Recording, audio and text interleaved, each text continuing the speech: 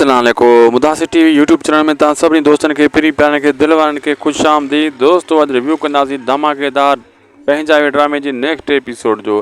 दोस्तों तव्हांखे मां कल्ह ई ॿुधायो त चाकर ख़ान जो टाइम पूरो थी चुको आहे ऐं अकबर ख़ान दुफ़ कंदो इन ॿिन्ही खे। छा वाक़ई दुफ़ कंदो?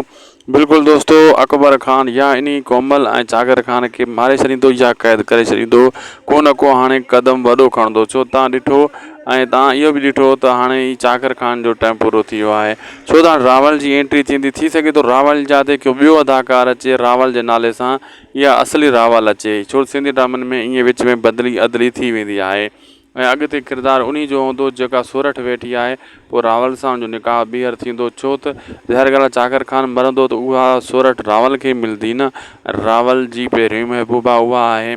कहाणी अहिड़ी ज़बरदस्त थियण वारी आहे अचण वारे एपिसोडनि में जो तव्हांखे दोस्तों छा ॿुधायां। बाक़ी कोमल ऐं अकबर ख़ान जेको आहे कोमल ऐं चाकर ख़ान खे माफ़ु कोन कंदो। मां तव्हांखे ॿुधाए छॾियां चाकर ख़ान खे माफ़ु करे त सम्झो हुन सभु कुझु करे छॾियो। अहिड़े हिसाब सां अचण वारा एपिसोड ज़बरदस्त सनसनीखेज़ दिलचस्प थियण वारा आहिनि। तव्हां सां मिलंदासीं कंहिं ॿिए वीडियो में। मौला तव्हांखे ख़ुशि रखे। अल्लाह हाफ़िज़।